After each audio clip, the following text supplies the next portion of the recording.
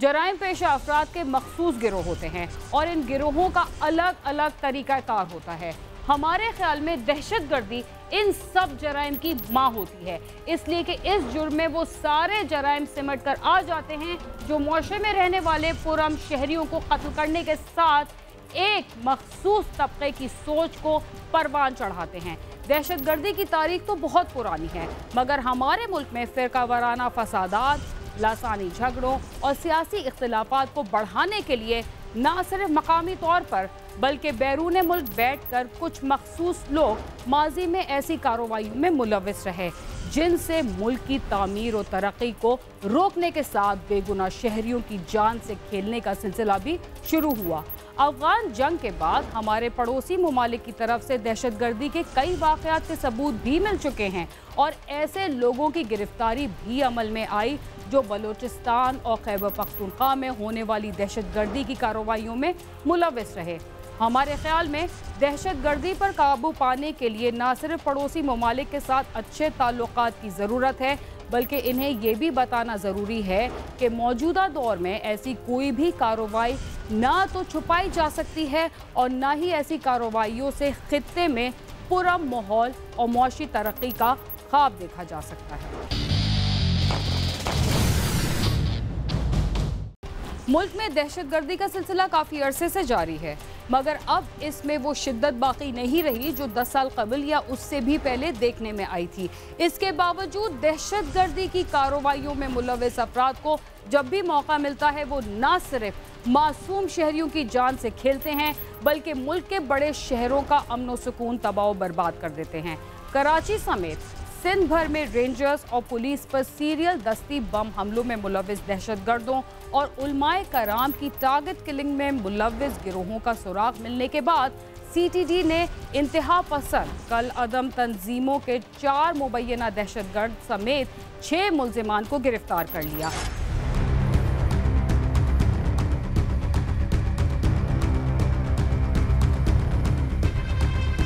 कराची और अंदरूनी सिंध के कुछ इलाके काफी अरसों से दहशतगर्दों के निशाने पर थे।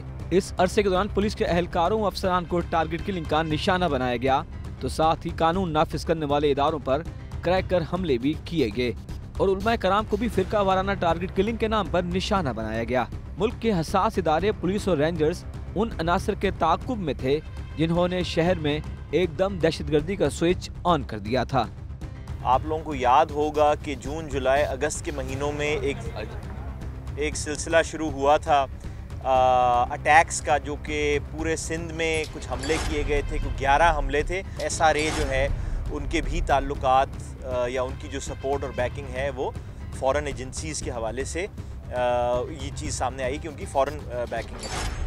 दहशतगर्दी की कार्रवाइयों में मुलव्विस इन खतरनाक मुल्जिमान का ताल्लुक कहां से है और माजी में ये किन किन बड़े जराइम में मुलव्विस रहे। बिलाखिर पाकिस्तानी इदारों को कामयाबी मिली और एक हफ्ते के दौरान की जाने वाली 2 मुख्तलिफ कार्रवाइयों में शहर कायद में उलमा कराम की टारगेट किलिंग करने वाले उजरती कातिलों और कानून नाफिज करने वाले इदारों और आम शहरियों पर क्रैकर हमले करने वाले गिरोह के अहम कारिंदों को गिरफ्तार किया गया, जिनके बारे में हाल ही में CTD में तैनात होने वाले DIG उमर शाहिद ने प्रेस कॉन्फ्रेंस में तफसील से बताया। उनका कहना था कि मीरपुर खास में वफाकी हसास इदारों और पुलिस ने कार्रवाई की, जिसमें 4 मुल्जिमान को गिरफ्तार किया गया। एक वफाकी अदारे की इंफॉर्मेशन पर CTD मीरपुर खास ने मीरपुर खास के इलाके में रेड की और 4 अशखास को गिरफ्तार किया।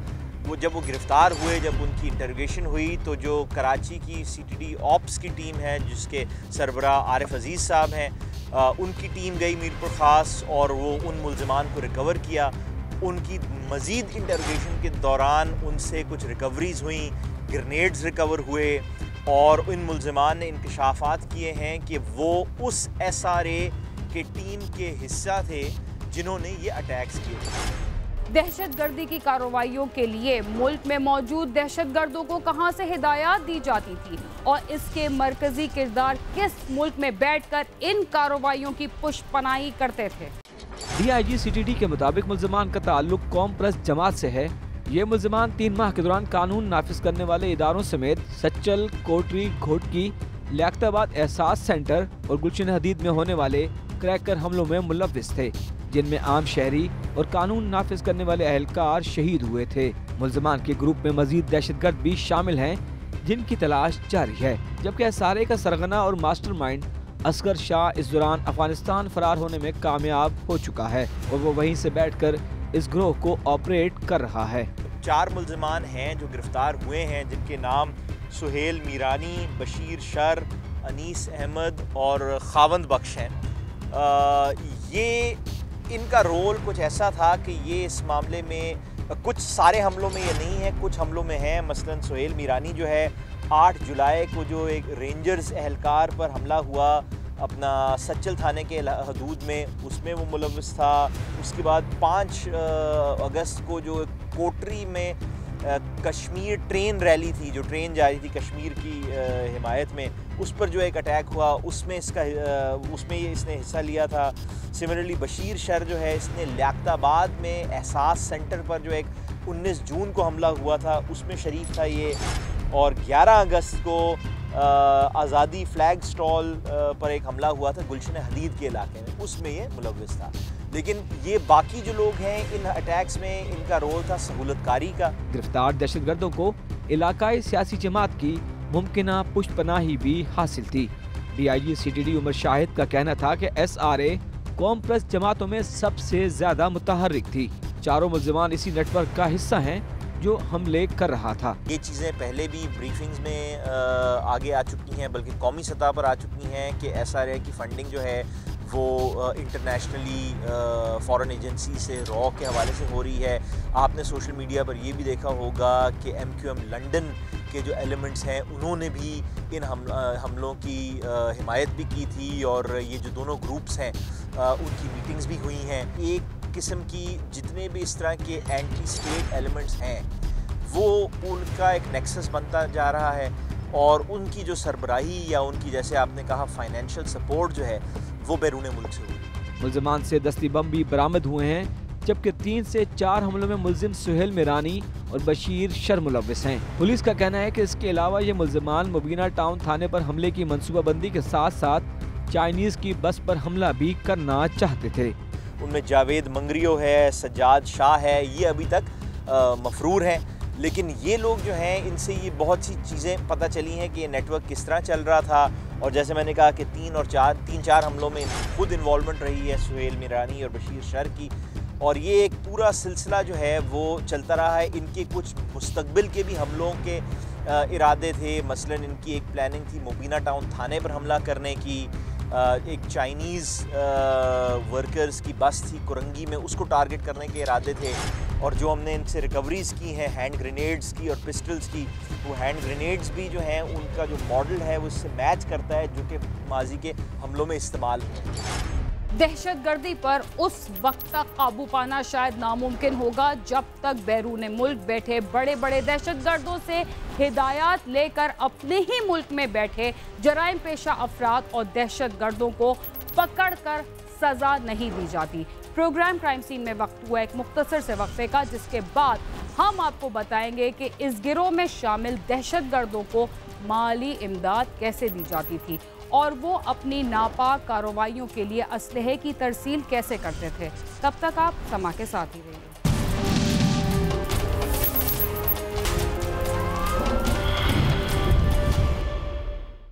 प्रोग्राम क्राइम सीन में एक बार फिर खुशामदीद।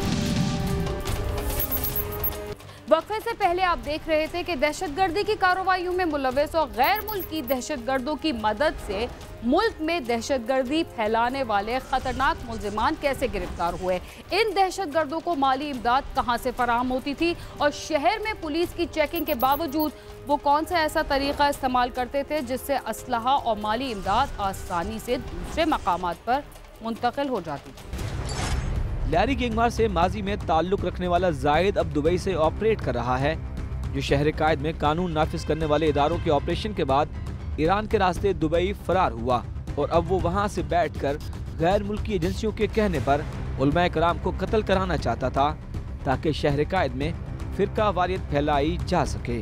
पुलिस हुकाम ये भी कहते हैं कि उनके पास इस बात के वाज़ेह शवाहिद मौजूद हैं कि गैर मुल्की एजेंसीज दुबई में जाहिद को तहफ़्फ़ुज़ फराहम कर रही हैं और साथ ही उसे शहर कायद में कत्ल व गारतगरी फैलाने के लिए पैसे भी दिए जा रहे हैं। ये बेसिकली नेटवर्क जो है ये जाहिद शूटर का, और ये जो 2-3 लड़के पकड़े गए हैं, मुदस्सर मेमन जो कि पहले दिन पकड़ा गया था, हारिस उर्फ लंगड़ा जो कि उसके बाद हिरासत में आया है, ये नेटवर्क फंडामेंटली रॉ के लिए फॉरेन इंटेलिजेंस एजेंसीज के लिए काम कर रहा था।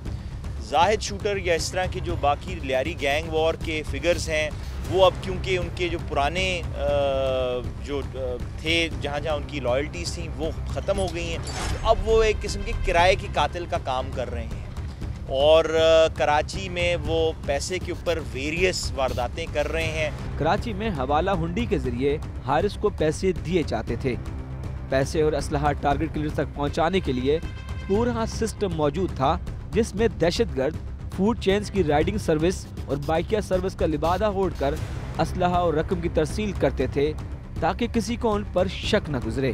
पुलिस का कहना है कि इन दहशतगर्दों के हिट लिस्ट पर और भी लोगों के नाम थे और दहशतगर्द हसास तंसीबात को भी निशाना बनाने की मंसूबाबंदी कर रहे थे। कैमरामैन इम्तियाज अली के साथ सालिक शाह, समा, कराची।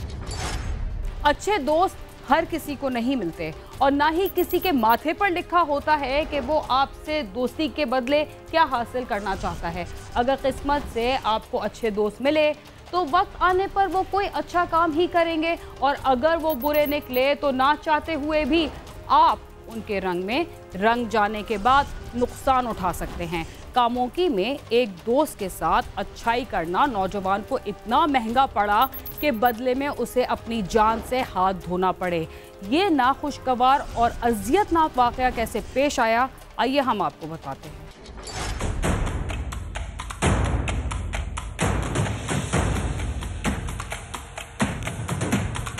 कामोकी के नवाही इलाके मोजा घूमा का रहायशी मोहम्मद लतीफ मेहनत मजदूरी करता है। एक रोज वो अपने बेटे हसनैन के हमरा रेलवे रोड पर अपने भाई मोहम्मद अकरम के घर आया, जहां उसके बेटे को मोबाइल फोन पर किसी की कॉल आई। हसनैन ने अपने वालिद और दीगर रिश्तेदारों को कहा कि वो अभी थोड़ी देर में वापस आ रहा है और फिर चला गया। काफी देर गुजर गई, हुसनैन वापस न आया। उसके मोबाइल फोन पर राब्ता किया गया तो वो बंद था, जिस पर सब उसे तलाश करने निकल खड़े हुए, मगर वो कहीं ना मिला। हसनैन कहाँ चला गया, किसी को कुछ पता ना चल सका, और उसके फोन पर आने वाली कॉल किसकी थी, हर कोई ये सोचकर परेशान था। अगले रोज हसनैन तो ना आया, मगर उसके बारे में ऐसी खबर आई कि सबके पैरों तले से जमीन सरक गई। ऐसा क्या हुआ, आइए जानते हैं। सिटी कामोकी पुलिस को 15 पर इतला मौसूल हुई कि सब्जी मंडी के अकब में रेलवे रोड पर एक जेरे तामीर मकान में एक नौजवान की लाश पड़ी है, जिस पर पुलिस मौके पर पहुंच गई। लाश एक नौजवान की थी जिसके चेहरे पर गोली लगी हुई थी। पुलिस ने उसकी शिनाख्त के लिए ऐलानात करवाए तो मोहम्मद लतीफ भी अपने भाइयों के साथ वहां पहुंच गया। देखा तो लाश उसके अपने ही बेटे हसनैन की थी। कुछ सुबह 7 बजे वाया कंट्रोल हमें एक मैसेज पास हुआ कि ये सब्जी मंडी की बैक साइड पर रेलवे लाइन के करीब एक ज़ेरे तमीर मकान के अंदर एक डेड बॉडी मिली हुई है और इसको सर में फायर लगा हुआ है, इसको जबड़े के ऊपर। मैं उधर पहुंचा हूँ, अपनी उधर PFSA की टीम उधर मंगवाई है, सारा सबूत हमने इकट्ठे किए हैं। उधर फिर मज़ीद उसकी वेरिफिकेशन करते करते पता उसका हसनैन नाम का से उसकी आइडेंटिफिकेशन हुई है। पुलिस ने लाश पोस्टमार्टम के लिए भिजवा दी। मकतूल के वालिद ने पुलिस को हसनैन के 4 दोस्तों अली, नासिर, नदीम और मैक्स के खिलाफ दरख्वास्त दे दी, जिस पर पुलिस ने मुकदमा दर्ज करके तफ्तीश शुरू कर दी। उसके वालिद ने आके 4 बंदों के खिलाफ उसकी FIR दर्ज करवाई। हसनैन के वो गाँव के बंदे थे, अली शेर था, मोहम्मद नदीम था, एक क्रिश्चियन लड़का मैक्स था और एक मुस्तनसर उर्फ नासर था। क्या हसनैन के इन 4 दोस्तों ने ही उसे कत्ल किया या फिर मामला कुछ और था? कहते हैं जुर्म छुपता नहीं, जल्द या बगैर वो जाहिर हो जाता है। हसनैन के केस में भी कुछ ऐसा ही हुआ। आइए जानते हैं हसनैन को किसने और क्यों कत्ल किया। पुलिस ने मकतूल के वालिद की रिपोर्ट पर उसके 4 दोस्तों को हिरासत में लेकर तफ्तीश की तो उन्होंने जुर्म से इनकार कर दिया। पुलिस ने इलाके की जियो फेंसिंग करवाई और कार रिकॉर्ड चेक किए तो मकतूल का दोस्त नासर, जिसका असल नाम मुस्तनसर है, वो मशकूक करार पाया। वो और मकतूल रात को एक ही लोकेशन पर पाए गए थे। पुलिस ने मुस्तनसर उर्फ नासर को कड़े तफ्तीशी मराहिल से गुजारा तो उसने कत्ल का एतराफ कर लिया। पुलिस ने उससे आला कत्ल भी बरामद कर लिया है। हमने इसकी बाकायदा तौर पे तफ्तीश की है, बाकायदा तौर पे उसकी CDR निकलवाई है, जदीद साइंटिफिक तरीके से हमने इसको हमने समअप किया है। तो उधर मोहम्मद नासर उस मुस्तनसर इसकी इधर मौजूदगी पाई गई थी, जिसकी मुकम्मल तफ्तीश करने के बाद ये पता चला था कि ये दोनों आपस में दोस्त थे। दोनों का कोई 10,000 रुपये का लेन देन का झगड़ा चल रहा था। ये नासर को उधर से टेलीफोन के ज़रिए दोनों में रब्ता हुआ है और दोनों इधर इकट्ठे हुए हैं इधर वकूए के ऊपर।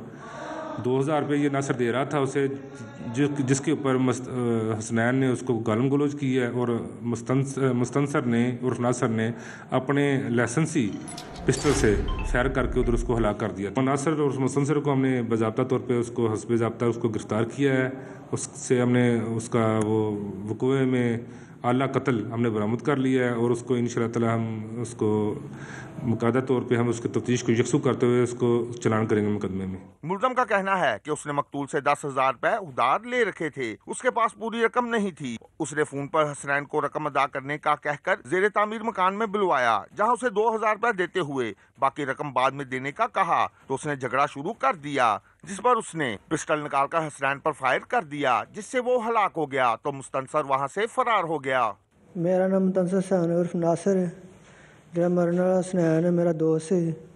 10,000 रुपये का मेरा लैन देन मैं तराजा सी, लेकिन मेरे को 10,000 नहीं सी आया। 2,000 रुपया देंदा सी लेकिन लेंदा नहीं सी आया। मेरे नाल हथों पाई हो गया, पिस्टल कढ़िया, मैं गोली चल गई मेरे को, उसदे नाल वो मर गया। मकतूल के उर्सा ने मुतालबा किया है कि मुलजम को जल्द अज जल्द कैफे करदार तक पहुंचाया जाए, जबकि पुलिस हुकाम का कहना है कि मुलजम से तफ्तीश मुकम्मल करके जल्दी चालान अदालत में भिजवा दिया जाएगा। साथी रिपोर्टर सेठ अदरीस के साथ आमिर शहजाद, समा कामों की।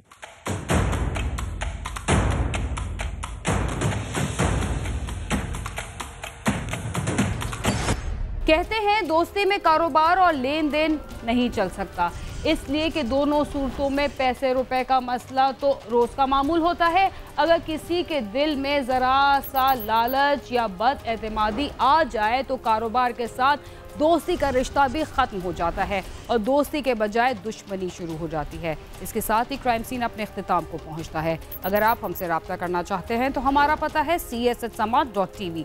इसके अलावा आप ट्विटर, फेसबुक और यूट्यूब पर भी हमसे रब्ता कर सकते हैं और हमारा प्रोग्राम भी देख सकते हैं। बीना खान और क्राइम सीन की टीम को इजाज़त दीजिए और देखते रहिए समा।